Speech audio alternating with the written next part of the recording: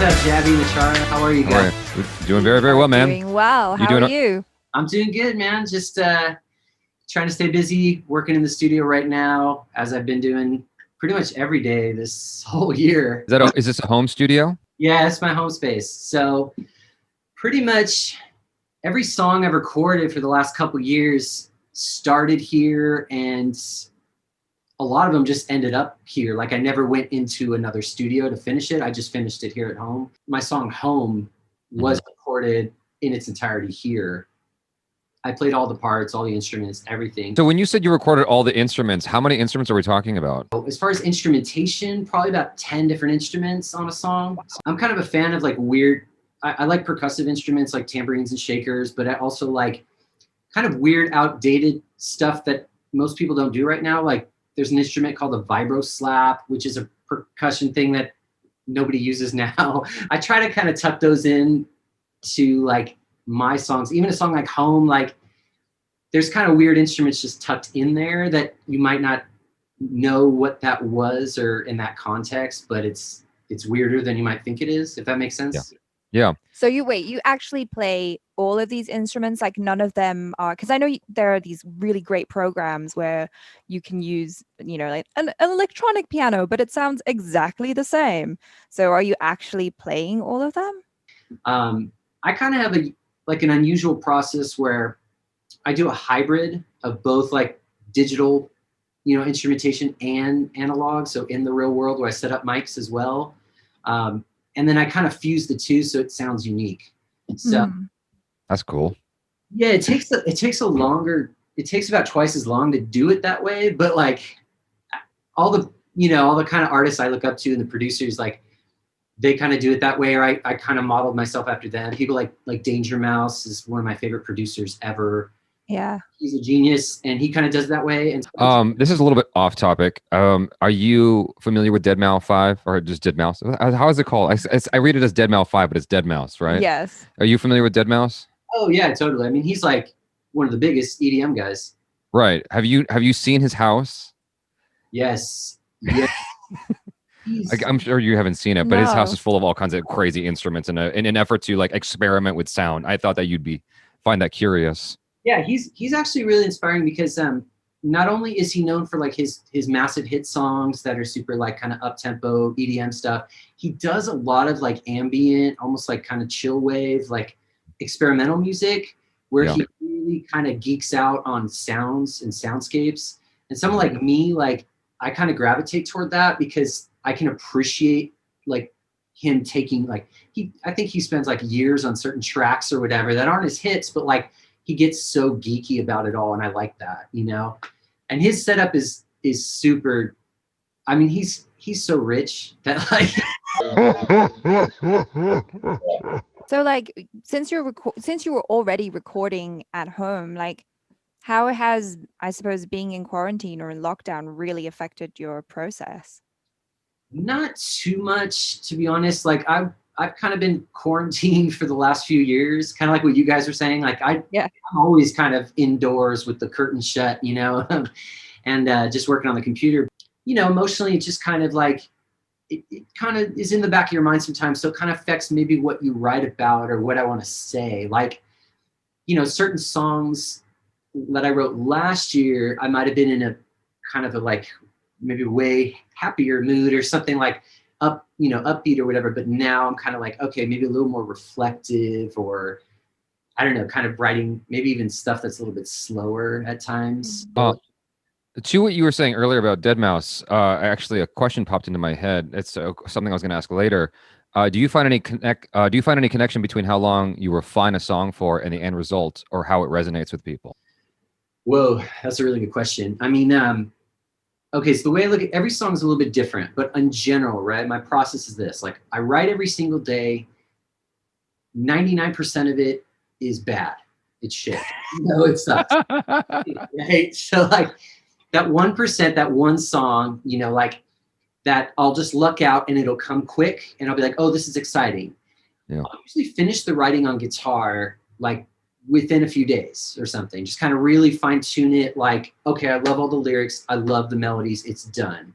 Yeah. But then when it comes time to recording, like it's so slow. Like I try to work as fast as possible, but like, it's like once you put things under a microscope, I get like super almost like particular, like meticulous or whatever, anal, like about the details. And at that point it could take like a month to finish, or like sometimes a couple months, just because of kind of tinkering and trying things out, you know? Like you said about resonating, like, I mean, you never know. Like I could spend 3 months on one song and then, you know, it'll get done and I'll be like, all right, this is the one, everyone's gonna love this.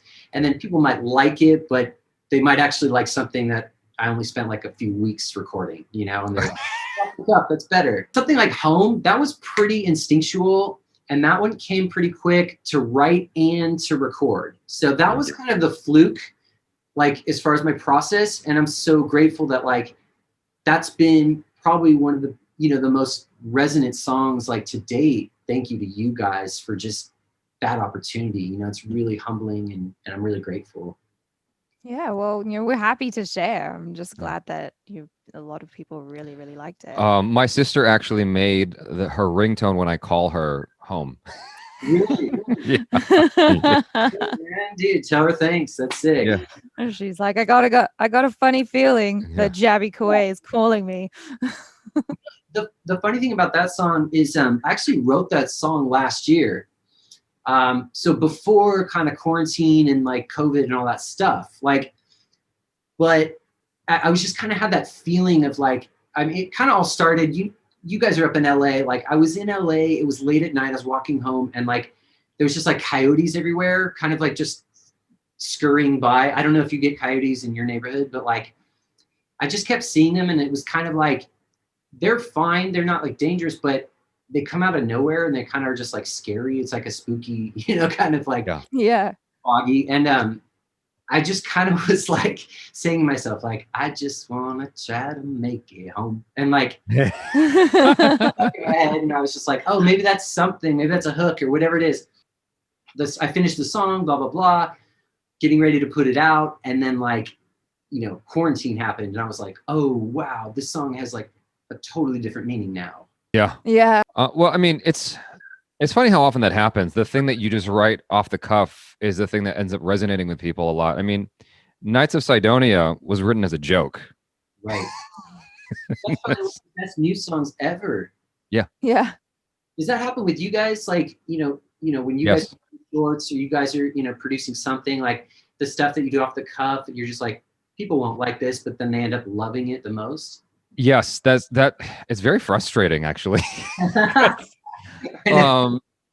There's like stuff I've spent a considerable amount of time on and then it gets no views, and then this other thing I sort of just threw together, that's what gets the views and gets all the love, and it's impossible to predict. Even with like my short films, there's short films I've spent hundreds and hundreds and hundreds, maybe even thousands and thousands of dollars on. People are like, it's fine, and then this thing that we threw together in Thailand for no money is like 48 hours. In 48 hours is what got all the views. Yeah. So yeah. Right. I have a strange question. So maybe it doesn't mix with your style, but have you ever considered doing remixes on your music? I'd love to. I mean, you mean have other people remix it or remix it myself? Yeah. Like back in the day, I think it was still at the height of the show Friends being on TV. There was an Enya song that got remixed and actually got radio play on Kiss FM 102.7. Yeah. And that was the only time I ever heard Enya on the radio, was because it was remixed. Yeah. And so even Lana Del Rey's like first radio hit, Summertime Sadness, was the remix. Okay. Yeah, a lot of artists, I mean, remix to Ignition by R. Kelly. No, okay. No, we don't talk about it. I've thought about it. I mean, like, I would love to, man. And I have friends that are in that world, at least, who do remixes and stuff. And we've talked about it just kind of back and forth, like flippantly, almost like this would be fun someday. And I'm actually glad you're reminding me now, because this is the day. Speaking of inspiration, you have a John Lennon photo behind you as well. Yes. And I wanted to know if it's just a coincidence that it sounds the same, or if was it the song Peace? Something one of his most famous songs. What is it? Give Peace a Chance. Give Peace a Chance. Did that have any bearing on the lyrics in Together? Yes, 100%. I mean, John Lennon for me is godlike. You know, he everything he said resonates with me, and ever since I was a little kid. It was specifically when you said revolution, revolution. Yeah. It just made me think of Give Peace a Chance. Yes, totally. Yeah, John Lennon, he's kind of said a few different times, like, everybody talking about revolution. And yeah, it felt like when I wrote that song, I wrote that song a year ago as well. And it felt like, I mean, it's cliche to say now, like, how divisive things have been, but it, you know, I think it's more than that. For me, it was when I wrote it, and it's still true now, how isolating things had felt. You know, we haven't felt like connected with each other. This song, it's really about kind of like removing the ego and just realizing, you know, there's things bigger than yourself. And it's interesting as well that you said that you wrote it a year ago, because I was going to ask, like, was it influenced by anything that's going on right now? But you said it was written a year ago. But it's interesting that, you know, it still applies. It still feels really relevant, especially now, you know? Oh, well, thank you very much. I mean, yeah, I think that's the goal as a songwriter, right? You hope that you can write something that is timeless, if you're lucky, you know what I mean? Say something that just kind of like resonates with people regardless of when it comes out. Mm-hmm. But yeah, I started feeling that energy a year ago, just like that isolation and that obviously the division, but just this us versus them kind of mentality. And it was everywhere you looked. And it didn't matter at the time when I was looking around or the energy out there. It didn't matter where I was looking or if someone was on one side politically or the other side or whatever. It just was this constant like us versus them mentality. I don't know. Is that rambling? No, I enjoyed that. But do you think you'll put out an acoustic version? Yes. Yeah, I was planning that already. So yeah, I'm starting to kind of like explore that a little bit more, being at home more, having my own studio, and just kind of like trying to, I don't play live. You know, that's been the crazy thing about this year is like, I haven't played live as much, right? You can't. And so just trying to get in front of camera and doing that. Yes, I will do an acoustic version, hopefully sooner than later. Do you find that the live audiences vibe with you as much as the YouTube comments? No. I literally, if you're comparing where I was playing before like COVID, was like LA nightclubs, right? Like totally different energy than, you know, the kids on YouTube. I mean, the YouTube comments are amazing. It's really touching. I mean, one kid told me, and I think he met me through you or from you, and he told me he went to college and he heard All Right for the first time, and he was like a freshman in his dorm, and for whatever reason, that song, he was like struggling to get to know people, but that song kind of like lifted his spirits and it kind of kept him going. And just whatever he had to say about it was like, it like really like touched me. And I was really like just moved by it, because I remember being a kid in college, freshman year, feeling like nervous about, you know, meeting people. And I was listening to like my favorite artists to like get me through that time. So that has been amazing. The comments have been like so sick. There's a just like for me, I feel like there's a lot of people out there when they finally are turned on to your music, it really does resonate deeply. I still remember the first time I heard Get Mine and just how it hit me hard. And a number of your songs hit me that way. And I like that feeling, I know intimately, and I recognize it in the comments, because there are people who are like, oh my God. And it's like this explosion in their mind when they find your music, because they're like, I'm so glad that you showed me this. It's obviously not everybody who hears it, but like you have those handful of people who have this, who are impacted by your music the same way I was. Thanks, man. I really appreciate that. I mean, yeah, I'm just humbled and I'm grateful, because like, you never know. My job as a songwriter is just to try to tap into some truth that I see out there in the world. And if it resonates with people like you or anyone, then I'm just like grateful. I mean, every song, yeah, Get Mine, it's like every song is just that period in time for me. It's like what was happening in the world right then, what I saw out there, the energy like I picked up on, you know? And when I wrote Get Mine, that's what I was feeling. That's what it seemed like. And now, you know, moving forward, when I wrote Home or wrote Together, it's like, I'm just really trying to tap into the energy that's already out there, you know? I mean, great songwriters, including John Lennon, have just said, you know, songs are out there, they're in the universe. You're just lucky if you're there at the right time to receive them. That's interesting. So it's really like, yeah, songwriting is really like a spiritual experience, I believe. I mean, I don't know if it's like that for you guys, like, but you know, whenever you get a great idea, you know, maybe you feel something like an energy. Yeah. Well, like for your creative process, what comes first, the lyrics or the music? Oh man. If it's a good song, they come exactly at the same time.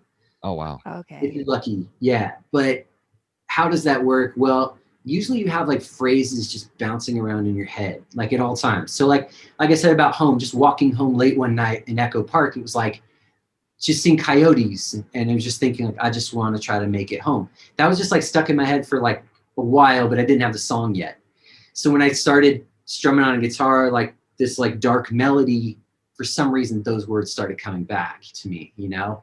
But Together, that song, I was just lucky. Like all of that song kind of just came at the same time, like the lyrics and the melodies. It just has that throwback sound. The chords are kind of like a Beatles song. The lyrics are kind of like John Lennon and Bob Dylan. So it just all kind of like wanted to go that direction.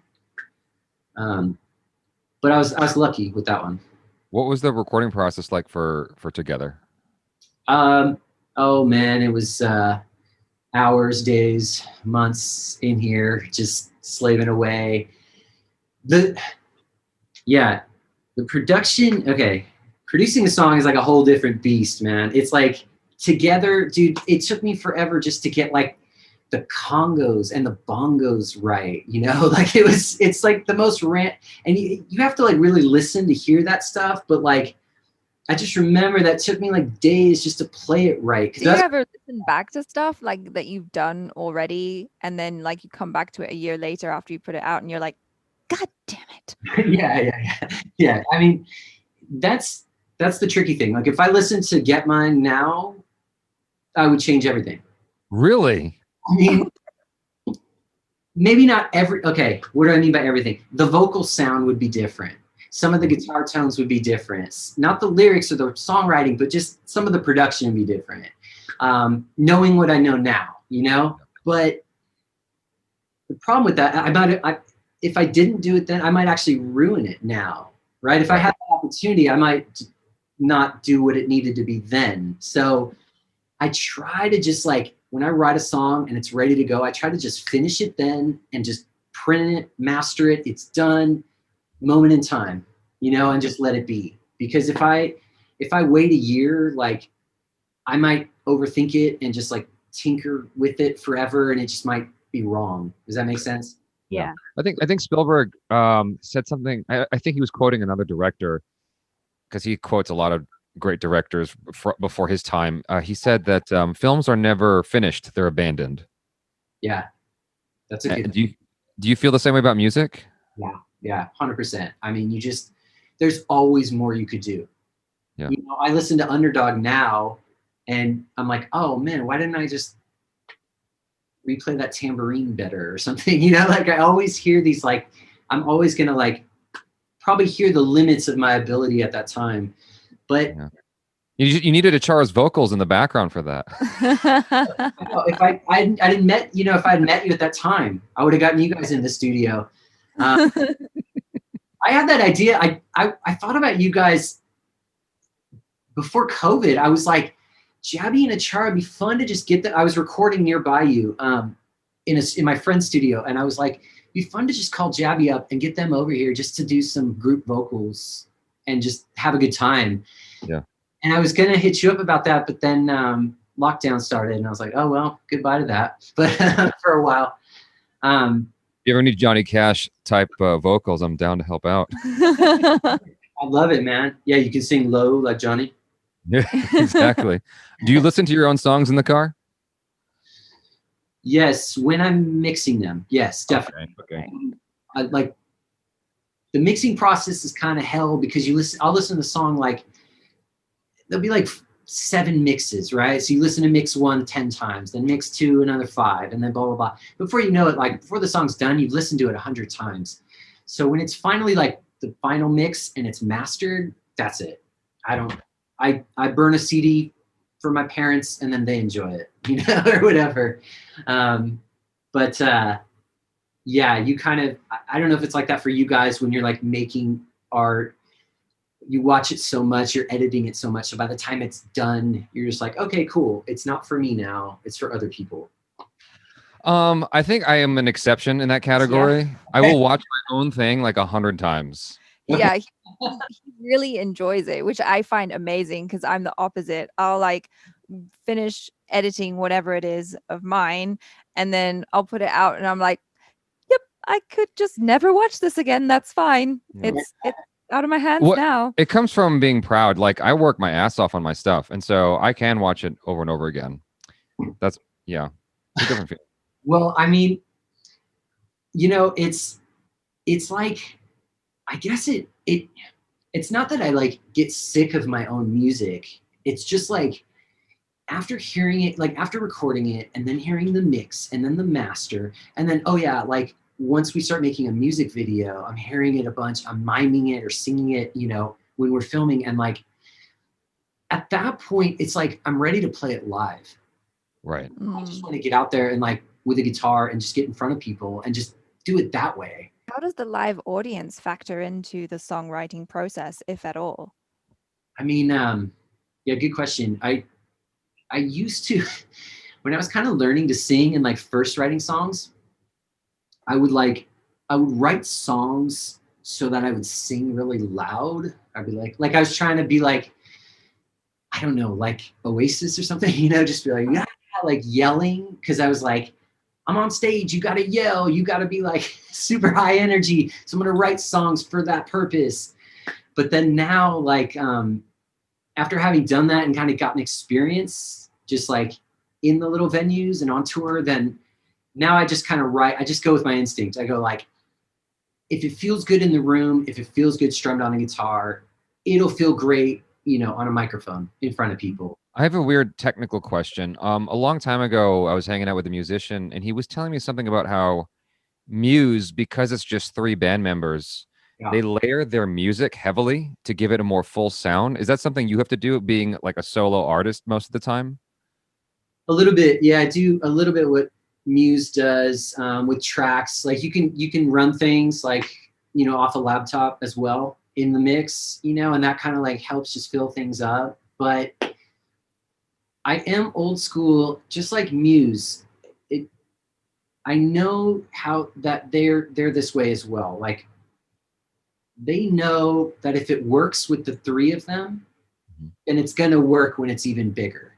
Yeah. We start that small. Like there's songs, even if it's just the 3 raw instruments, guitar, bass, and drums, and his voice, they're awesome. Like it's really good.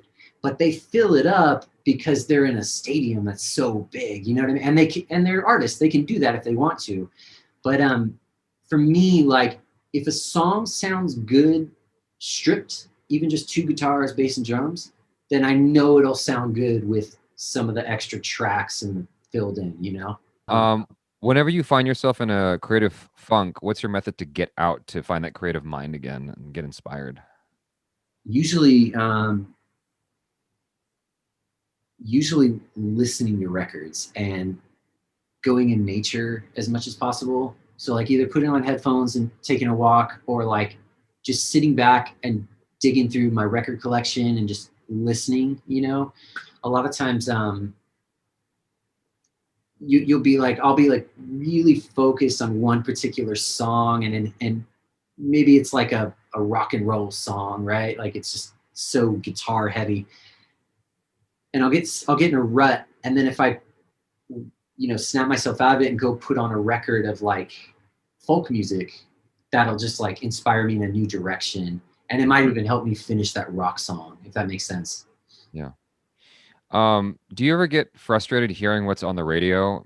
Like, when I listen to the radio, whenever I turn on crack open the old FM from time to time. Like never. Yeah, but it's like I just hear stuff and I'm like, it doesn't feel inspiring. It doesn't feel like, it feels very machine made a lot of times. Like, how is it for you as an artist? Because like you are super hardworking and super creative. Do you ever like get frustrated with yourself? Like, why am I so obsessed with being so meticulous? I mean, like yeah. I ask myself that like all the time. I'll be like doing a full day of like vocal takes, right? And I'll do like, 20 takes. I'll be dripping sweat. My voice will be gone. And then I'll just hear like, Lil Baby or something where there's just like auto-tune slapped on. It's just like so processed. I'm like, oh, it doesn't even matter if I sang good or not. Like I could just do that, No diss on like that genre. Like, but yeah, I kind of, that drives me crazy sometimes, man. But radio, I mean, I don't know. Radio is a tough thing to have an opinion on because most of it I don't listen to. Mm-hmm. But that's not to say I don't like big artists. Like, believe it or not, I am a huge Drake fan. Okay. And what I like about Drake is the production. There's a lot of artistry in the production. So the guy who does a lot of Drake stuff is this guy named Noah Shabib, and he's a wizard. He spends a lot of time getting those sounds, just like deadmau5. They are craft, they really hone their craft. And so there's always going to be something in there with certain artists that like, even if they're mainstream and it's on the radio, there's a craft to it or there's artistry to it that I can like respect, and I really gravitate toward. Does standing apart mean a lot to you? Does it, like, from the trending sound and style, does that have an influence in the way you create your music at all, or you standing apart is just a natural byproduct of who you are as an artist? I think trying to be an individual artistically is important to me because all the artists I look up to did that. I mean, from Bob Marley to John Lennon, like they're individuals. It's them. Like it's undeniable, or like you were talking about Muse. You always know when it's Muse. Yeah. These are individuals. I mean, these are true artists who, tapped into their personal energy, their artistry, their experiences, whatever. They're writing what they have to say. And it's not an easy path because sometimes it's easier just to emulate, like just to hear something and be like, I just want to sound like them. Mm-hmm. But I think it's more rewarding because, as a songwriter, you have to look yourself in the mirror every day and be happy with what you had to say. Yeah. And I know from just like recording, like if it's going to take me, a month to finish a song, I better really like it. I better feel like I really have something to say. Yeah. So, I mean, the song Together, I really felt that song and I just had to get it out. Yeah. So everything else, the 2 months it took to record it, produce it, all that stuff, and then shoot the video, we spent months working on the video, like it's worth it because the song, comes straight from my soul. Like what were the challenges of like doing a music video now in the situation that we're in? Yeah, shooting a video during COVID. Yeah. It was a little challenging. You definitely, we shot a lot of it in like public places, so you got to be careful. You got to make sure like you're not in the way of other people. You're distant and all that stuff. Because we were in kind of like tight quarters, a few times, like on little bridges and little spots and little things where like a lot of people were walking by. So, it's hard to just like take the mask off and film something, real quick. But that was a challenge. And we're kind of like, I don't know, we film in a lot of spots that maybe you're not supposed to necessarily. So, we're trying not to get caught and get in trouble. And so we'd have to film at like weird times, you know, like sunrise or, you know, literally 5 a.m. or whatever. Which is like, you know, it's a challenge, but it's fun. Like for me, like I really like filming outside, and I like, you know, being in nature. Like home, we filmed on the beach. You know, even together we filmed by the beach, and it's, you know, the reward for that is just kind of like getting up early, getting out there, and you're alone, and you can appreciate that. So you're in nature, you're seeing the sunrise, but you're also working. You know, so it's cool. I think my last question is, what was the inspiration behind the music video for Together? Well, just like the song, the video was inspired by, you know, kind of this mantra of removing the ego, removing your own ego, and you know, tapping into kind of more universal ideas, more global ideas. I mean, there's a lot of, you know, I'm really into meditation, so there's a lot of Buddhist influence there. I noticed it.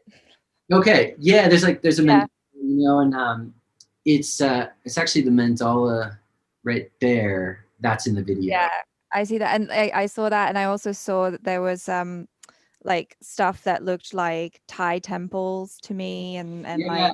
like I don't know if it was Angkor Wat or like Got it. other temples and whatnot. Like I mean, I grew up in Thailand. I was born there, so I see all that, and I'm like, it's home. You know, it gets me excited. Yeah, you know, we filmed it in Angkor Wat. We filmed it at caves. This is a question that's so off topic, but it just popped into my head because you have such a disarming personality. How do you deal with conflict in the real world when someone's got a problem with you? Dude, you have, oh man, this year, right? Like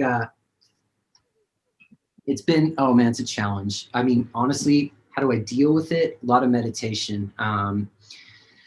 You know, oh boy.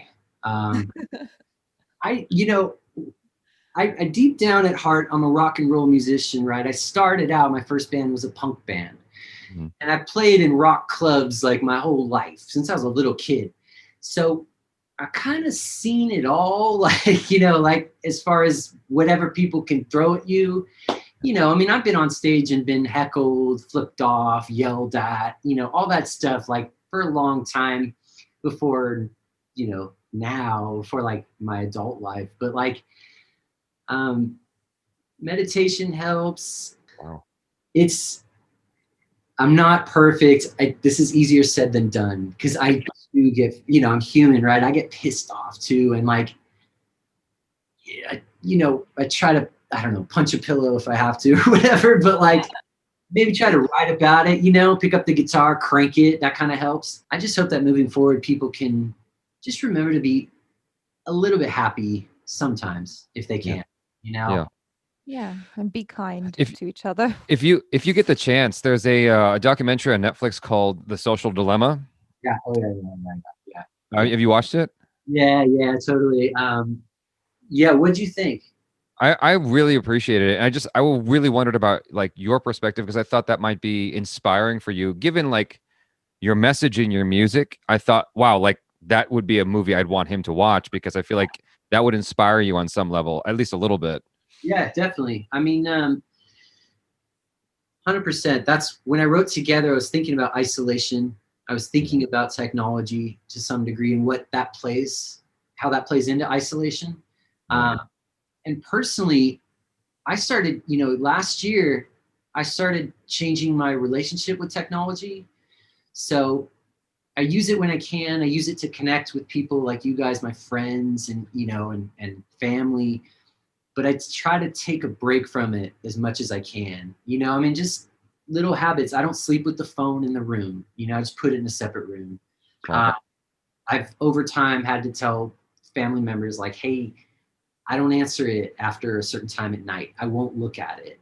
Like if it's an emergency, you can get a hold of me, but like otherwise I won't check it, you know, till the next day. And I try to, I don't know, disable alerts on my phone. You know what I mean? Like spam and stuff. Like, you know, I don't want to get a rant about technology because I think it's just a tool. That's all it is. And I mean, it's a wonderful tool. It's allowing me to connect with you guys right now during a pandemic. That's awesome, you know, that we can still connect. But the social media side of it is a slippery slope. And the fact that it's the algorithms are in like kind of full control. It's, you know, it's just, you never know what you're looking at. And you never know if what you're going to get, if that makes sense. It feels like a lottery, really, right?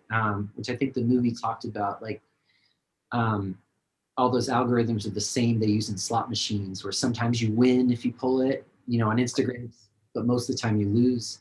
Right. Most of the time you're seeing what you don't want to see. Yeah. And I mean, you know, I don't know. I'm just trying to feel it out and trying to take a break if I can and try not to get down the vortex, you know? I mean, how do you guys deal with it? Like, what are your guys' thoughts? You guys, you know, she hasn't seen it yet. She hasn't seen it yet. I watched it on my own, and I do want her to watch it because he thinks I have a phone addiction. And yeah. He might be right. Really? Yeah. I mean, the thing about it is, I think most people do have a phone addiction and don't realize it. And no one is putting us in check, because the people who are supposed to put us in check either are dead or they're addicted as well. So, you know, because like my mom, I have to call her out. She'll get on the phone, like, you grown-ups everywhere, just like this, and it's just not. We're not connecting with each other anymore. Yeah. And I do like that about your music, is that you know, the idea of bringing people together, because I think we're losing that human connection with one another. I know. I agree, man. And it's like, you know, if we can, hopefully, I mean, I'm an optimist, really. So I think if we can keep talking about it amongst each other, you know, keep talking about things that isolate us and maybe how we can overcome that, or how we can change the way we look at, you know, these divisive tools or technology or whatever, or media, then I think we'll be okay. And I think, like, the more, you know, everyone out there, the more art we create, that's a good thing. The more we open our mind to new ideas and new forms of art and new music genres, and just keep expanding our awareness, like, the better we'll be and the more compassionate we'll be. I mean, you know, people who, it's just so simple. I'm a musician, so everything I look at is through a music lens. People who listen to more genres or every different type of genre of music are usually more open-minded than people who only like one genre, you know? And they're usually friendlier because, you know, they're just like, they're finding a lot, you know, art in different ways and different songs to express different moods and, you know, help heal them. And music is healing. And the more you kind of expand your musical mind, I think the more it'll then lead toward you interacting with humans in a better way, and, you know, that physical connection, or at least like a spiritual connection. Right. Well, thanks so much, man. I hope I'm not like too like hippy dippy for everybody. No. No, I mean, I think it's a great philosophy, and I think you're right about the, like, people who like eclectic music. Yeah, that's a good observation, that generally they are friendlier and more open-minded, because like you are in your music choices, why wouldn't you be in your worldview? Right. You know, it just makes sense. Well, thanks for hanging out, man. Okay, cool. Have a good day, guys. Have a good one, man. Bye. Bye.